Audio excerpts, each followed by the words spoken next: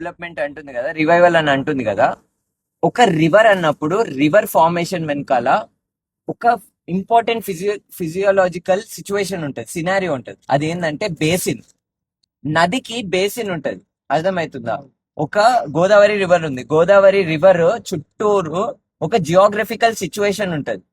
Valleys ఉంటాయి, చిన్న చిన్న, మొత్తం ఒక డిఫరెంట్ జియోగ్రఫికల్ టెరైన్ ఉంటది. అక్కడ వచ్చిన వర్షాల వల్ల నది లోపల నీళ్ళు వెళ్తాయి.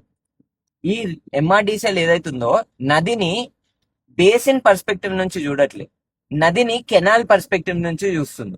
అంటే నది నుంచి ఎక్కడి నుంచి అయితే నీళ్ళు వస్తున్నాయో వాటిని చూడట్లేరు వీళ్ళు, ఓన్లీ ఆ వాటర్ నే చూస్తున్నారు. కాబట్టి రివైవల్ అన్నప్పుడు ఆ బేసిన్ లోపల క్యాచ్మెంట్ ఏరియాలో జరిగే యాక్టివిటీస్ అన్నింటిని కూడా వీళ్ళు కన్సిడర్ చేయాలి. లేకపోతే ఇప్పుడు క్యాచ్మెంట్ ఏరియా ఉంది, క్యాచ్మెంట్ ఏరియాలో 10,000 ఫార్మా ఇండస్ట్రీలు ఉన్నాయి అనుకుందాం. అప్పుడు ఏమైతుంది, ఆ వాటర్ అన్ని పొల్యూట్ అయిపోతుంది. గ్రౌండ్ వాటర్ సిస్టమ్ లో పెనిట్రేట్ అవుతుంది అనుకో పొల్యూటెన్స్, ఏమైతుంది, మూసీ రివర్ మొత్తం పొల్యూట్ అయిపోతుంది.